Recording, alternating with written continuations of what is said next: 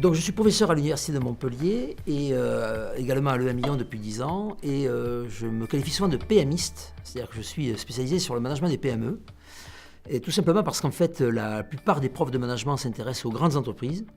Et on est très peu en fait à s'intéresser aux PME. Et pourtant 96% des entreprises en France sont des PME. Elles représentent 2 emplois sur 3 et elles contribuent à 55% du PIB.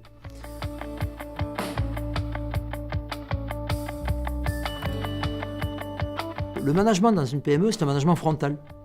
C'est-à-dire que le dirigeant d'une PME et d'une TPE, il est dans l'affrontement permanent du meilleur et du pire. Un impayé, la démission d'un salarié, un gros contrat, le dirigeant le vit immédiatement, je dirais même dans sa chair et dans son sommeil. Alors que dans un grand groupe, vous avez en général la direction qui est protégée par un staff fonctionnel qui fait que dans la grande entreprise, on est plus sur une gestion à distance. Et donc du coup, ce qui caractérise la PME, c'est vraiment ce management de proximité, ce management frontal, qui fait que d'ailleurs, la question de la santé du dirigeant est beaucoup plus mise à mal, en tout cas mise en jeu, dans une PME que dans une grande entreprise. Et c'est la raison pour laquelle, il y a 4 ans, j'ai créé le premier observatoire sur la santé des chefs d'entreprise, profession libérale, commerçants et artisans.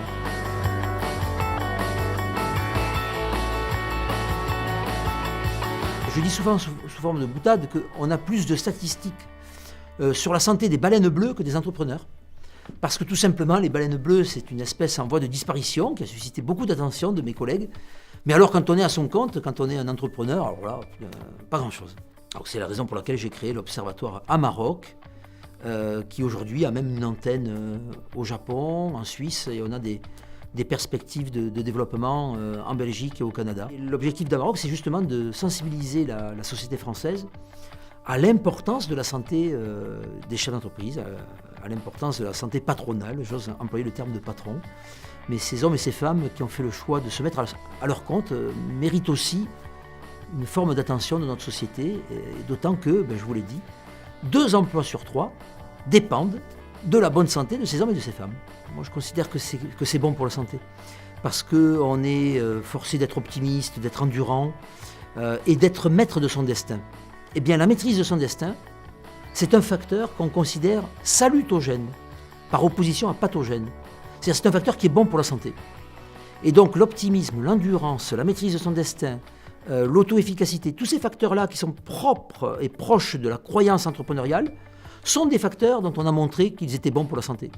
Donc oui, entreprendre, c'est pas de tout repos, mais je considère avec mon équipe de chercheurs sur la santé entrepreneuriale que c'est quand même salutogène.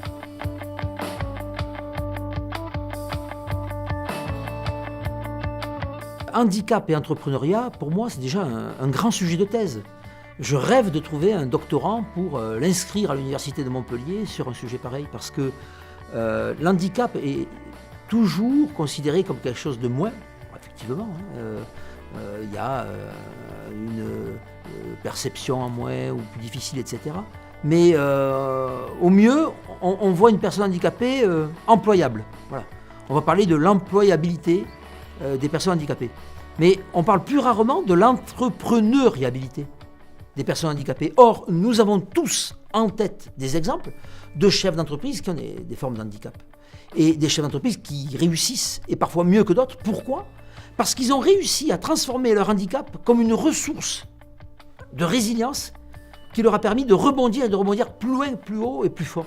Entreprendre, c'est aussi une façon pour une personne qui a un handicap de se libérer de sa propre condition pour justement transcender la situation dans laquelle elle est, pour montrer effectivement qu'elle peut être un grand entrepreneur avec des projets. L'entrepreneuriat est aussi un style de vie au travail qui permet de transcender l'homme et la femme, quelle que soit sa situation, y compris en situation de handicap. Donc entreprendre n'est pas qu'une quête de liberté, c'est un acte de libération.